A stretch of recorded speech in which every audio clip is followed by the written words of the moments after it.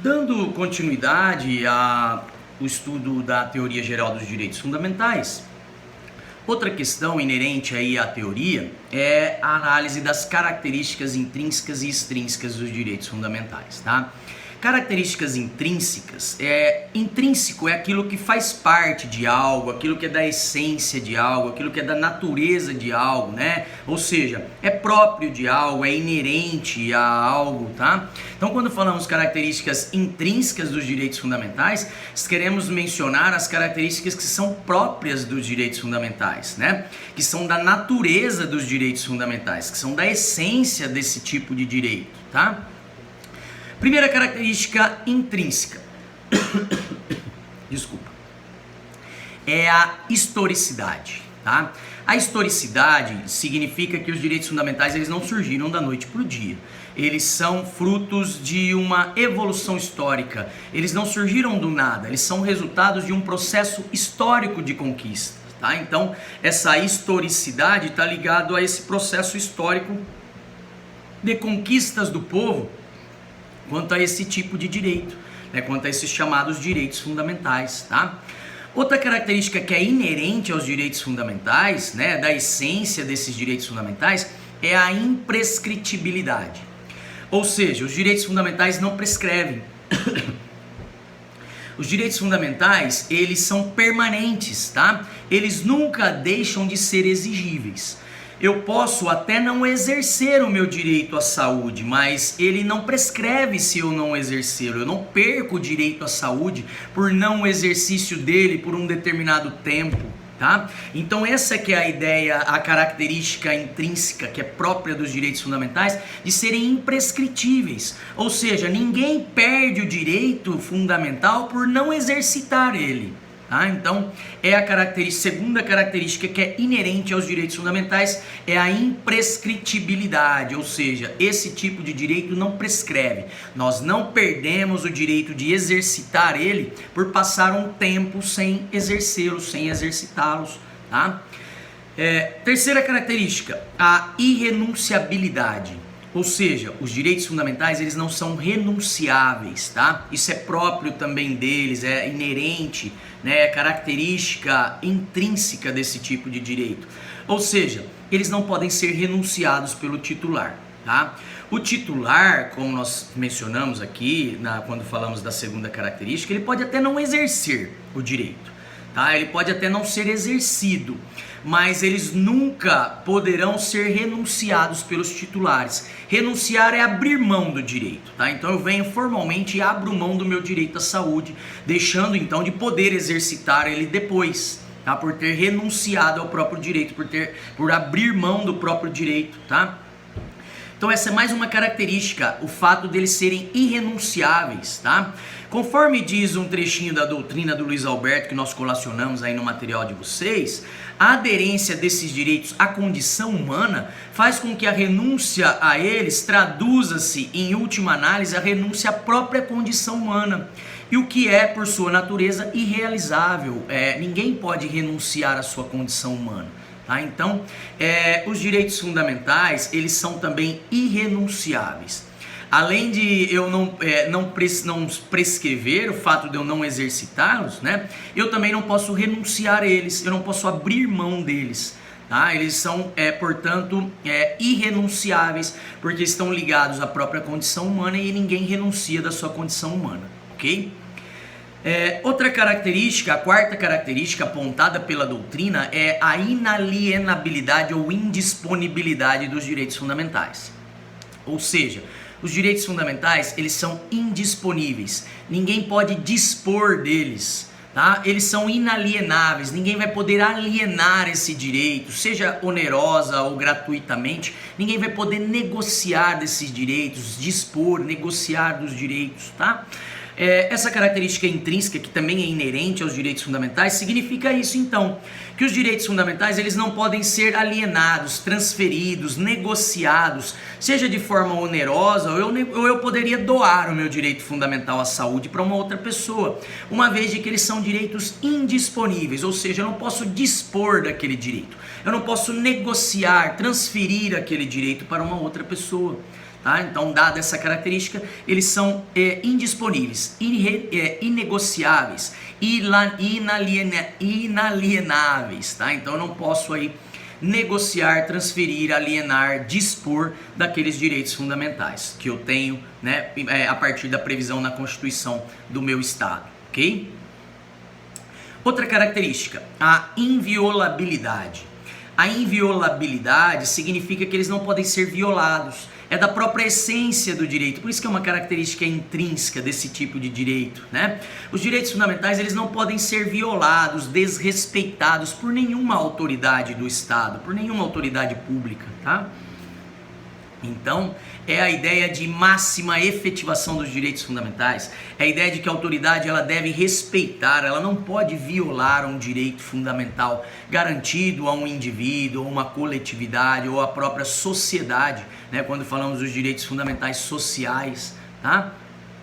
Então, eles são invioláveis, eles não devem ser desrespeitados pelas autoridades do Estado. Sexta característica intrínseca, a universalidade dos direitos fundamentais, tá? Os direitos fundamentais, eles têm essa característica de serem universais, né? Isso é próprio deles, é intrínseco a eles, é da própria natureza deles, tá? Eles são dirigidos a todos os seres humanos em geral, sem restrições, independentemente de raça, de credo, de nacionalidade, convicção política, de sexo, de idade e etc, tá? Então, eles são garantidos a todos os seres humanos de maneira universal, sem restrições. Essa é a característica da universalidade, né?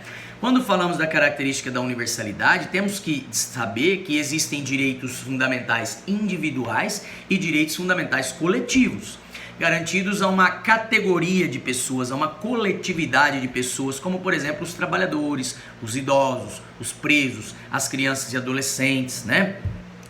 Todas essas pessoas que se encontram nessa categoria têm esse direito garantido de maneira universal, sem restrições também para ninguém que faz parte dessas categorias, tá?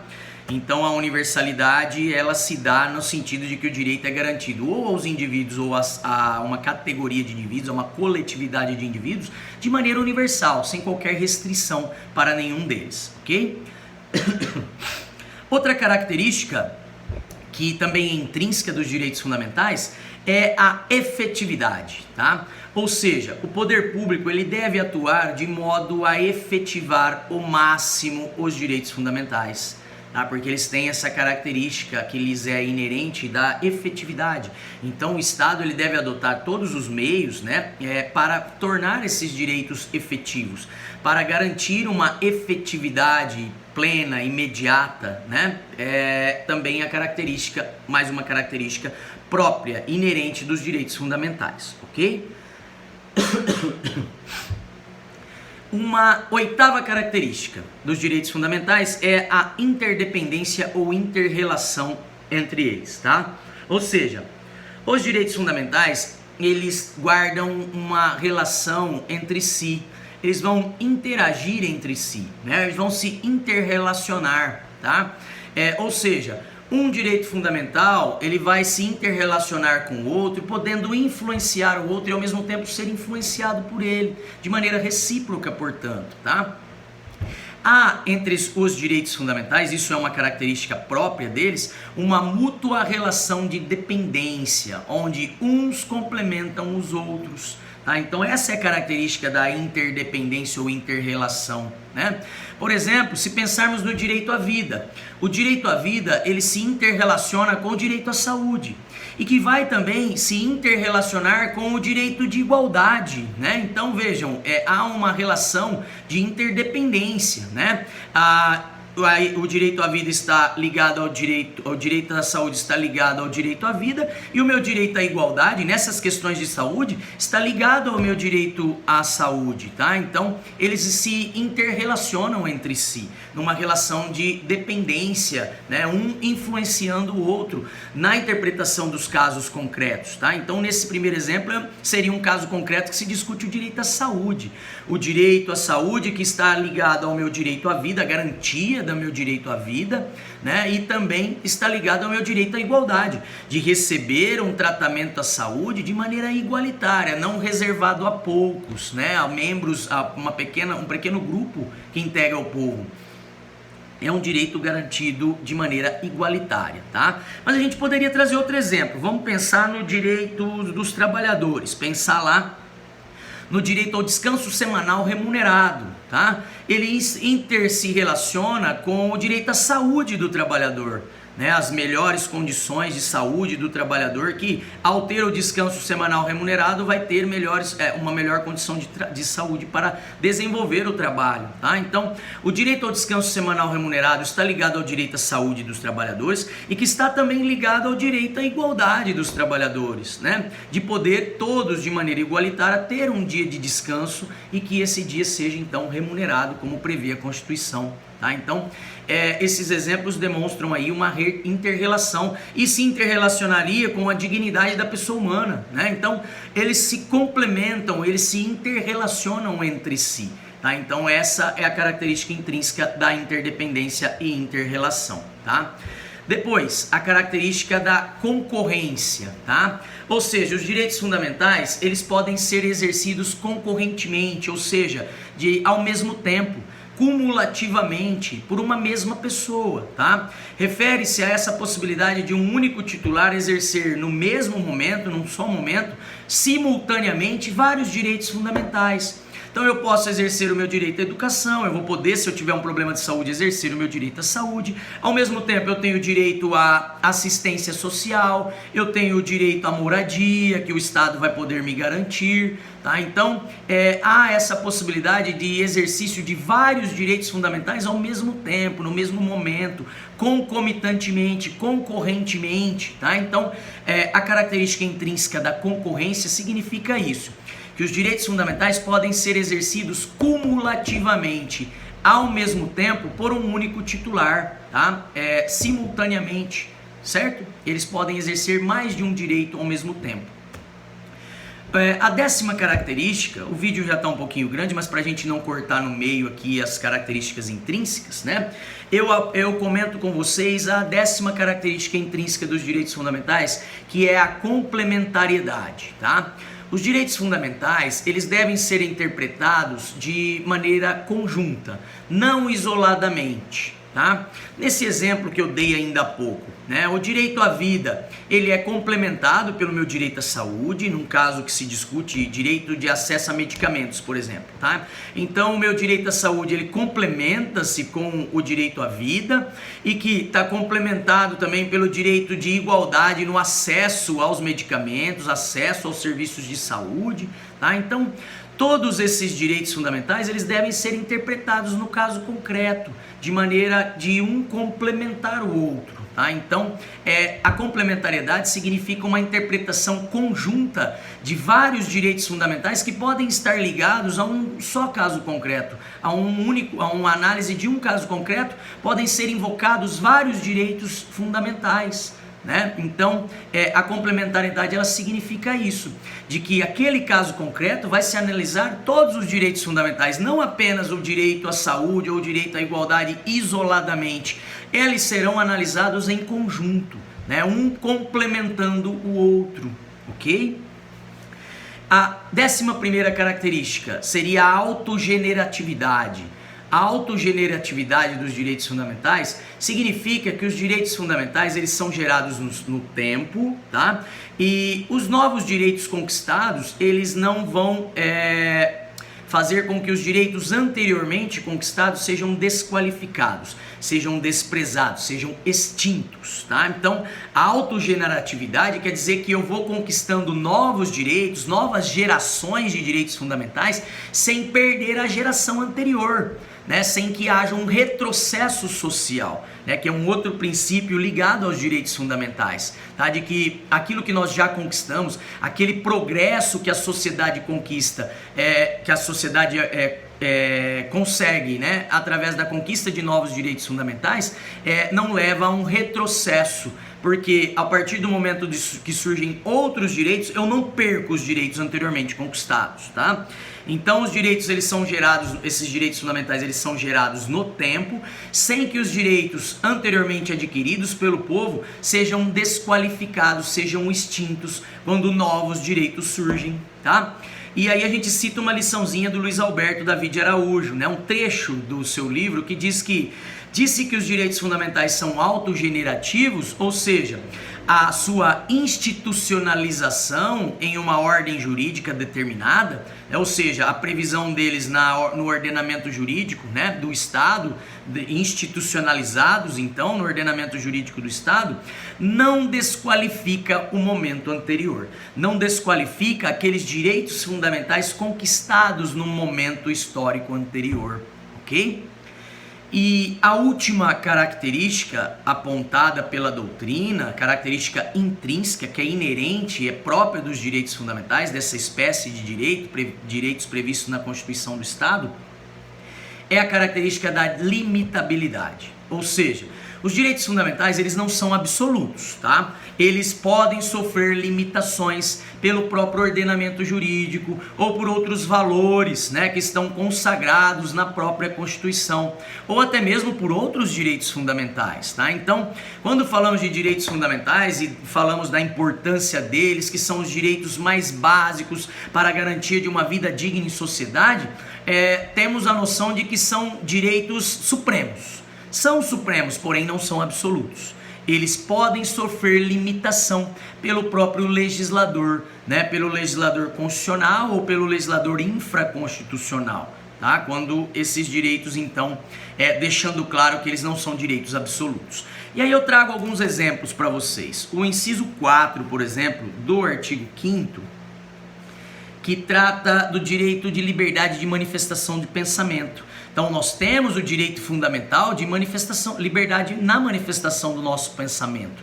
Porém ele não é absoluto, porque o inciso 4 diz: é livre a manifestação do pensamento, vírgula, sendo vedado o anonimato, tá? Então, a manifestação do pensamento anônima, ela poderia acobertar abusos, ela poderia cometer excessos na manifestação do pensamento. Então é por isso que o Estado limita a minha manifestação de pensamento, né? Prevendo até na legislação infraconstitucional, como o Código de Processo Civil, né, de que se aquela manifestação de pensamento for ofensiva à minha imagem, à minha honra, à minha moral, à minha pessoa, né, eu posso buscar uma indenização por danos morais, né, diante ali daquela manifestação de pensamento ofensiva, excessiva, tá? Então o Estado, ele me garante o direito de manifestar o meu pensamento livremente, porém esse direito não é absoluto. Eu não posso me acobertar sobre o manto do anonimato para exercer o direito de maneira abusiva, tá? Então a própria Constituição veda a manifestação anônima do pensamento, tá? Porque o autor, ele, sabendo quem é o autor daquele pensamento, pode haver a responsabilização dele caso essa manifestação seja excessiva, né? Acaba aí causando dano a outrem e, portanto, sendo passível de reparação, certo? Outro exemplo, poderíamos citar aqui na Constituição, o inciso 11, que fala da inviolabilidade de domicílio, ao dizer que a casa é o asilo inviolável do indivíduo, ninguém nela podendo penetrar sem o consentimento do morador. Ótimo, porém esse direito não é absoluto, né? Diz aqui: salvo nos casos de flagrante delito, de desastre, ou para prestar socorro, ou durante o dia por determinação judicial. Então eu tenho o direito fundamental à inviolabilidade do domicílio, mas esse direito não é absoluto. Se for em caso de flagrante delito, se for em caso de prestar um socorro, né, uma pessoa que se encontra lá dentro do domicílio, se for no caso de uma determinação judicial, né, então tem um mandado judicial para adentrar a casa, essa é uma limitação do meu direito à inviolabilidade do domicílio, deixando clara a característica da limitabilidade, tá? Então eu tenho o direito, Minha casa é um asilo inviolável. Porém, num caso de flagrante delito, num caso de mandado judicial, esse direito não é absoluto. Ele sofre esse tipo de limitação pela própria legislação constitucional, né? Então, as autoridades elas poderão adentrar ao meu domicílio sem que isso ofenda o meu direito à inviolabilidade, ao meu direito fundamental à inviolabilidade do domicílio. Tá? E os outros direitos fundamentais, eles têm essa mesma característica, eles podem ser limitados pela própria Constituição, pelo legislador infraconstitucional ou por outros dispositivos da Constituição Federal, outros direitos fundamentais também, né? Cito mais um exemplo aqui, o inciso, vamos ver aqui, o inciso 17, diz da liberdade de associação, tá? É plena a liberdade de associação para fins lícitos, vedada a de caráter paramilitar. Então, é uma limitação ao meu direito de liberdade de associação. Então, nós podemos juntar várias pessoas e criar uma associação. Porém, esse direito não é absoluto. A associação não pode ser de caráter paramilitar. Não pode ter finalidades militares, armamentistas, porque a própria Constituição, o próprio artigo 5º veda esse tipo de exercício do meu direito fundamental. Então isso é a limitação a esse meu direito fundamental, ok? Volto então no próximo vídeo para falar das características extrínsecas dos direitos fundamentais. Obrigado por enquanto e mais uma vez. Até mais.